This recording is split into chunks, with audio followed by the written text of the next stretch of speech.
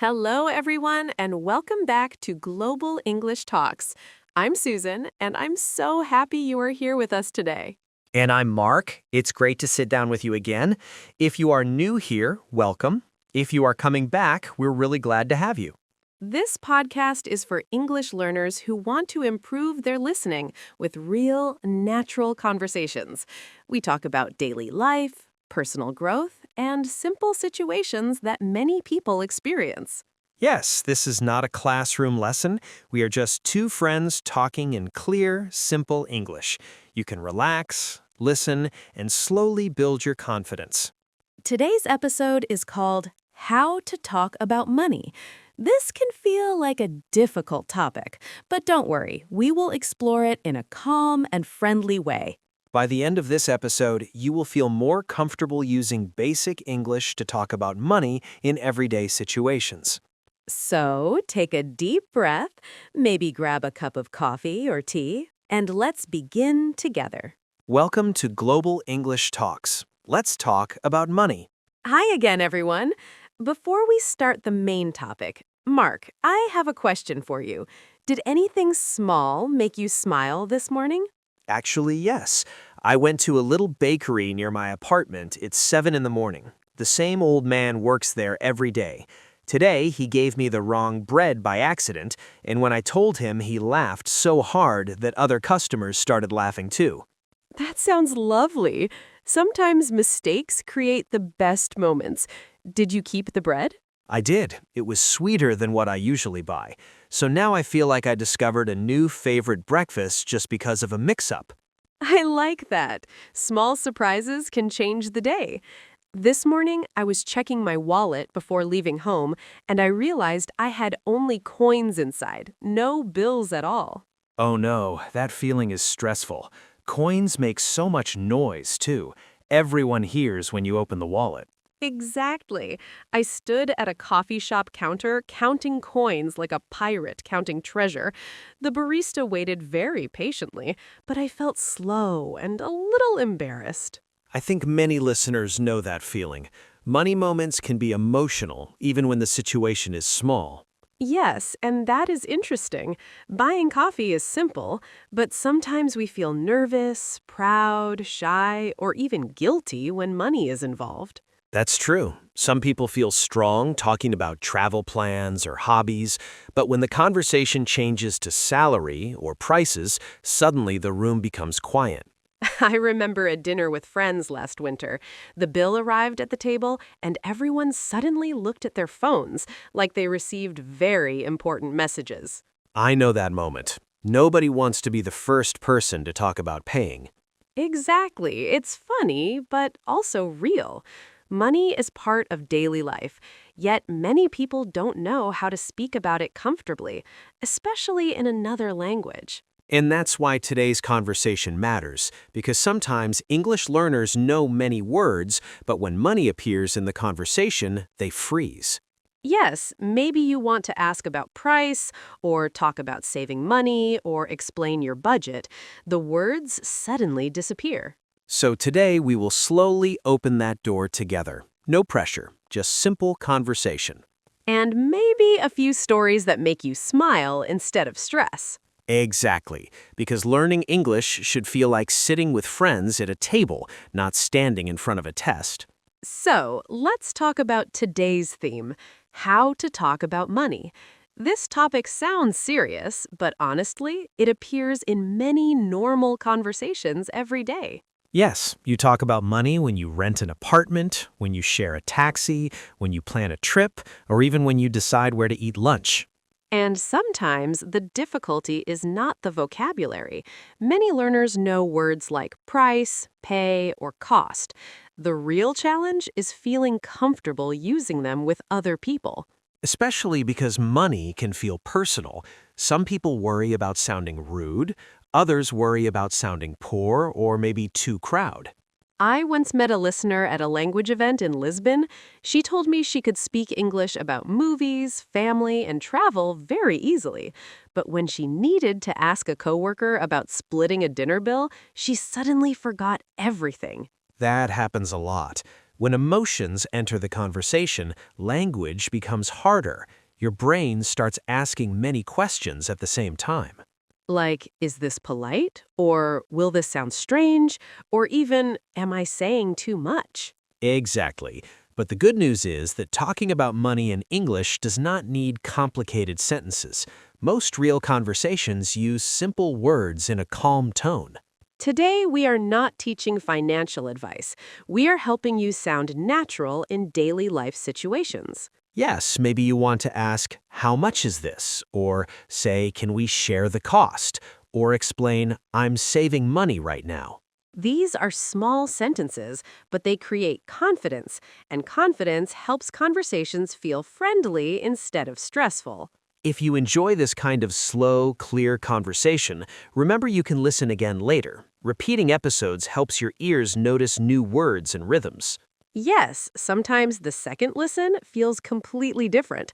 Suddenly you understand jokes or details you missed before. So relax, stay with us, and let's gently explore how to talk about money in English without fear or awkward silence. So, Mark, before we go deeper, maybe we should answer a simple question. What do we really mean when we say talking about money? Good question. Many people imagine a big business meeting or someone talking about investments, but in daily life, talking about money is much smaller and more human. Yes, it can be asking the price of fruit at a market. It can be telling a friend you cannot go out because you are saving money this month. Or even saying, I forgot my wallet. Can you pay today and I pay you tomorrow? That is a money conversation too. I like that example because it shows trust. Money conversations are often about relationships, not just numbers. Exactly. When we talk about money, we are often talking about comfort, limits, and choices. Sometimes we are saying what we can do. Sometimes we are saying what we cannot do. I remember a moment in a small bookstore in Toronto. It was raining outside, and I found a beautiful notebook. I loved it, but it was expensive for me at that time. What did you do? I asked the cashier very slowly, "Do you have something similar but cheaper?" I felt nervous, like I was asking a strange question, but she smiled and showed me another one. That's a perfect example. You were not talking about money as a number, you were expressing a need. Yes, and after that moment, I realized something. Many money conversations are simply about honesty.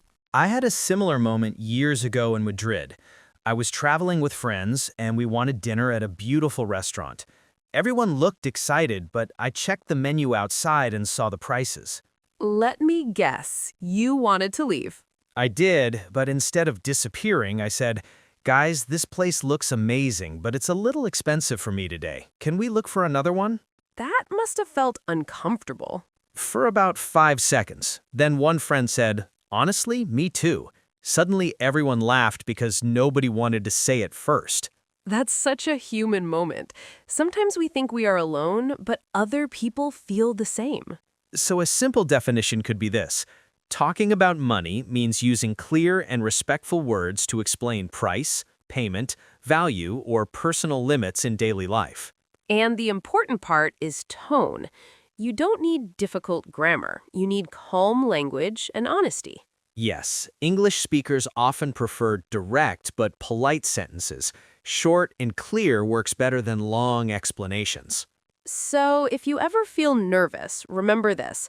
You are not discussing numbers only. You are sharing information so people can understand you. And understanding each other is the real goal of communication. Mark, I want to share an image to help our listeners. Imagine you are in a small kitchen at night. The light is soft. You're cooking soup in a big pot. I already like this image. It feels calm. Now, imagine the soup is your conversation. The vegetables are your ideas. The water is your tone. And the salt is money. Oh, that's interesting. Salt is small but powerful. Exactly. If you add too much salt, the soup becomes hard to eat.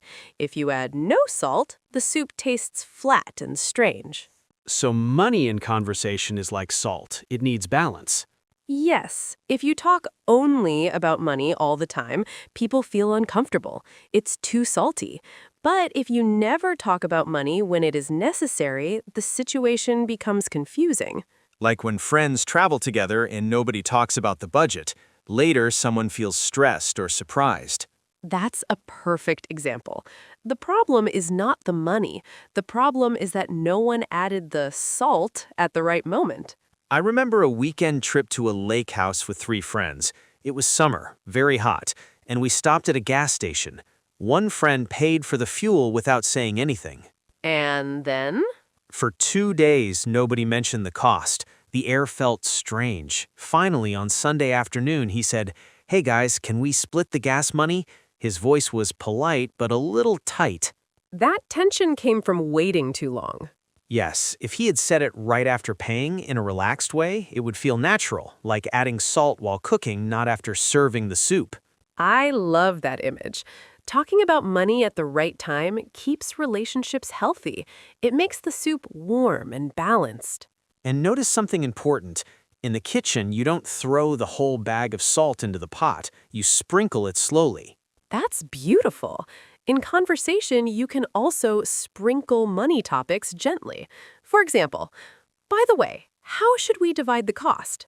That sounds soft. Or, before we book this hotel, can we check the price together? That invites teamwork. So our metaphor is simple. Money is like salt in a pot of soup. Necessary, small, powerful, and best used with care. And when you use it calmly and clearly, the whole conversation tastes better. Okay, let's move into some practical tips. Not a list on a whiteboard, just real ideas you can use in daily life. Ready, Mark? Ready. Let's keep it simple and human. Tip number 1 is about timing. Choose the right moment. Don't wait until the situation feels heavy. Yes, if you are at a cafe with friends and you know the bill will be shared, it is easier to say early, "Let's split the bill later, okay?" It feels normal because you say it before any tension starts. Exactly. I once joined a birthday dinner in Berlin. Before ordering food, one friend said, "Just to check, are we dividing everything equally?" The question was calm and clear. That probably helped everyone relax. It did. No surprises at the end. When you talk about money at the beginning, it feels like planning, not complaining. So the idea is simple. Speak early, not late. Early sounds organized. Late can sound upset. Tip number 2 is about using I sentences. Focus on yourself, not the other person. That's important. Instead of saying, "This is too expensive," you can say, "It's a little expensive for me right now." That small change makes a big difference. You are not judging the situation, you are explaining your position. I remember visiting a furniture store with my sister. She loved a big sofa. I looked at the price and said, "I need to think about my budget first." I didn't say the sofa was bad. I talked about my own limit. And that keeps respect in the conversation. Money can feel personal, so I sentences protect relationships. Tip number 3 is about being clear and short. Don't build a long story if a simple sentence works. Yes, sometimes people talk for 5 minutes because they feel uncomfortable, but you can just say, "Can we share the cost?" That's enough. I once listened to a friend explain for 10 minutes why he could not join a weekend trip. In the end, the real reason was simple. He wanted to save money. And that is okay. Saving money is normal. Clear words create less confusion. So simple language is your friend. Short sentences are strong. Tip number 4 is about tone. Your voice matters as much as your words. Yes, if you say, "How much is it?" in an angry tone, it feels different from a relaxed tone. I practiced this once at a street market in Mexico City. I asked, smiling, "How much is this one?" The seller answered warmly. The same sentence can feel friendly or cold. Tone is like music behind your words. Even simple English sounds kind when your voice is soft. So let's review the 4 ideas quickly in conversation style. Speak early, use I sentences, keep it short, and use a calm tone. None of these require difficult grammar. They require awareness. And practice. The more you try small money conversations, the easier they become. Like going to the gym, the first time feels awkward, the fifth time feels normal. Exactly.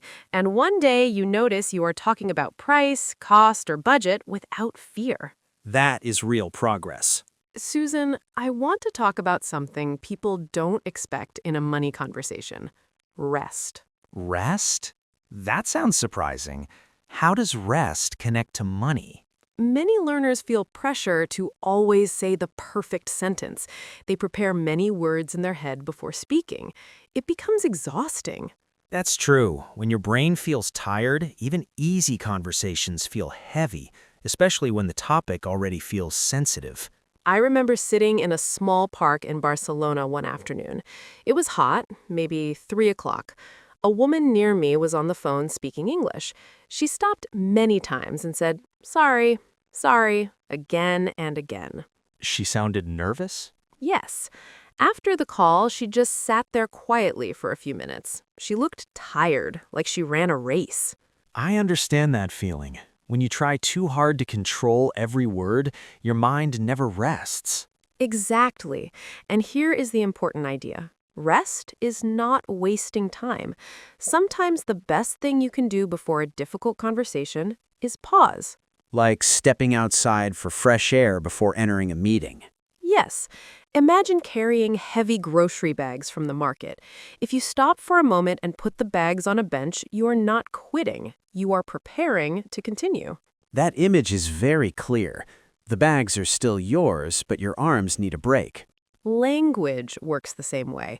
If you feel stressed talking about money in English, take a breath before speaking. Silence for 2 seconds is completely normal. Native speakers do this all the time. They pause, think, and then speak slowly. Another kind of rest is emotional rest. Sometimes we feel embarrassed about money. Maybe we compare ourselves to others. I remember moving to a new city years ago. My coworkers invited me to lunch every day. Some restaurants were expensive for me at that time. That must have been difficult. It was.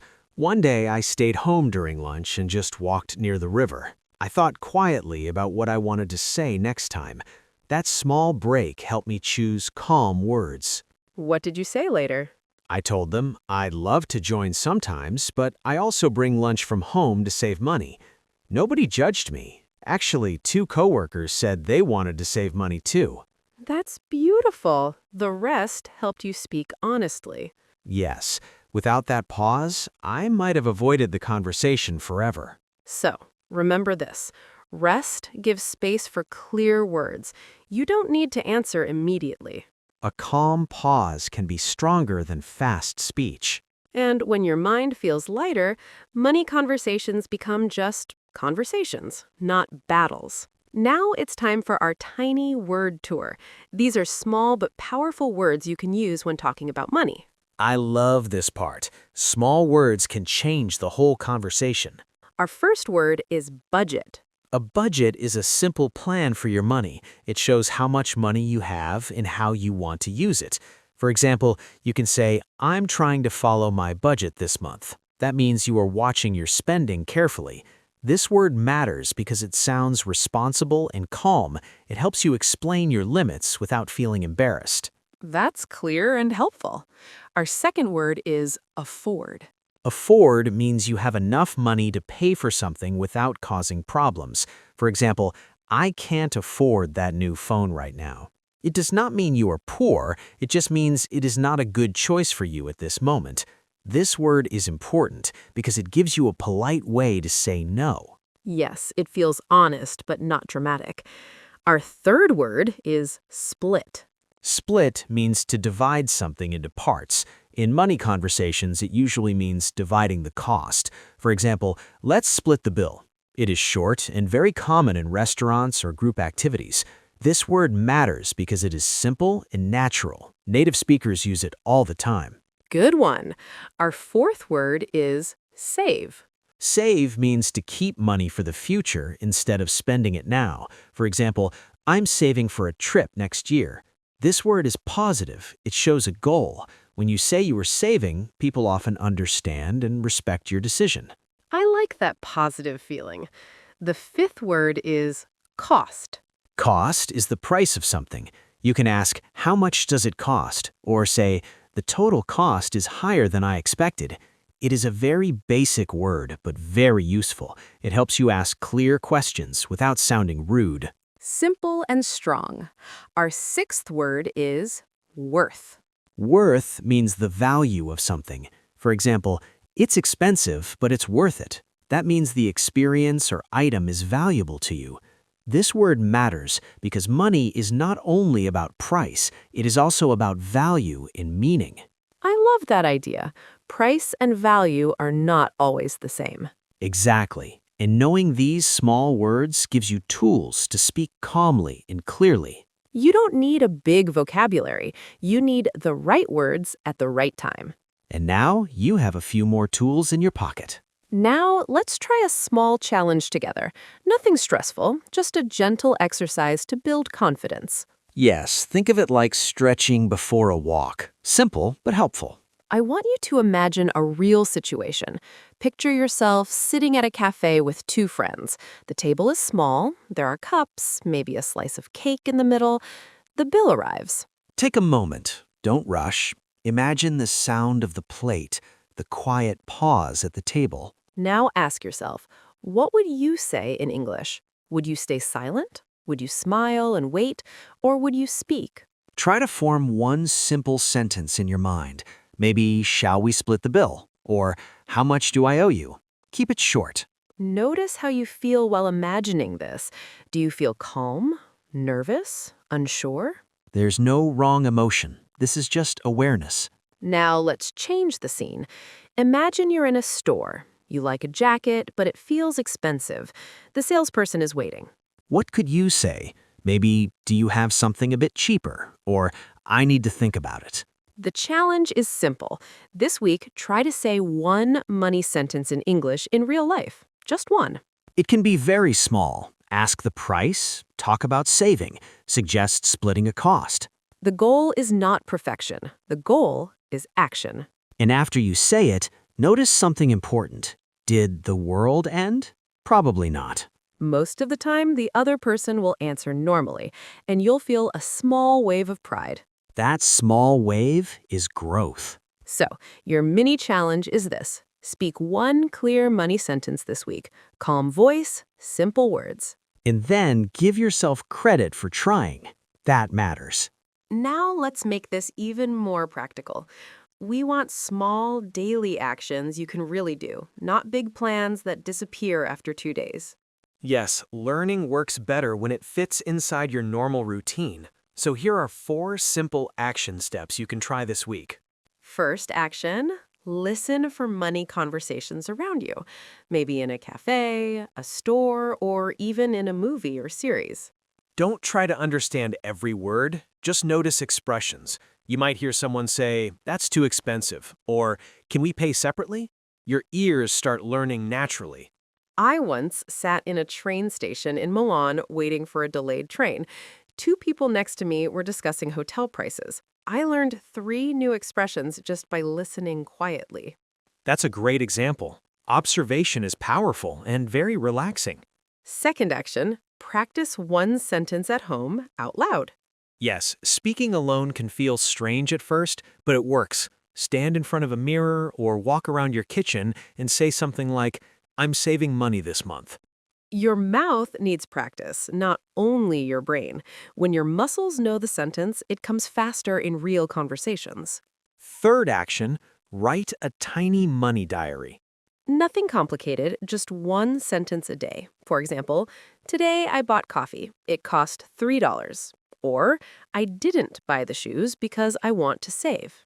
Writing helps organize thoughts, and later when you speak, the words feel familiar. Fourth action, practice polite questions. Choose one polite question and use it during the week. Maybe, "How much is this?" Or, "Can we split the cost?" I remember practicing one sentence for an entire week when I lived abroad. By Friday, it felt natural, like tying my shoes. Small repetition creates big comfort. So listen, speak out loud, write one sentence, and practice one polite question. 4 small steps. No stress, just steady progress. Let's take a moment to look back at what we talked about today. Yes, we started by saying that money is part of daily life. It appears in small moments like paying for coffee or planning a trip. Then we explained that talking about money is not only about numbers, it is about honesty, limits, and respect. I really liked our soup metaphor. Money is like salt. Too much feels uncomfortable, too little creates confusion. Exactly. Balance is the key. Speak at the right time, not too late. We also shared 4 simple tips. Talk early, use I sentences, keep your words short, and use a calm tone. And we remembered something very important. Rest is not wasting time. A small pause can help you speak clearly. Then we explored useful words like budget, afford, split, save, cost, and worth. These words are simple, but they give you power in conversation. And finally, we gave you a mini challenge and 4 daily actions. Small steps, real practice. The big idea is this. Money conversations do not need perfect English. They need clear words and a calm voice. When you speak honestly and simply, people usually understand you. And that understanding builds confidence. So if you feel nervous next time, remember the soup and the salt. Sprinkle your words gently and trust yourself. And now it's time to say goodbye for today. Thank you for spending these minutes with us on Global English Talks. We really enjoy sharing these conversations with you. Remember, learning English is not about sounding perfect. It's about connecting with people in real situations. And money is just one of those real situations. The more you practice small, honest sentences, the more natural they will feel. If this episode helped you, try listening again later this week. You may notice new words or expressions the second time. You can also repeat some of the sentences out loud with us. That simple habit can change your confidence. And don't forget your mini challenge. One small money sentence in English this week. Just one. Step by step, your English grows. Not in big jumps, but in steady progress. We're really proud of you for showing up and practicing. Keep going. Keep listening. Keep speaking. I'm Suzanne. And I'm Mark. This was Global English Talks. See you in the next episode.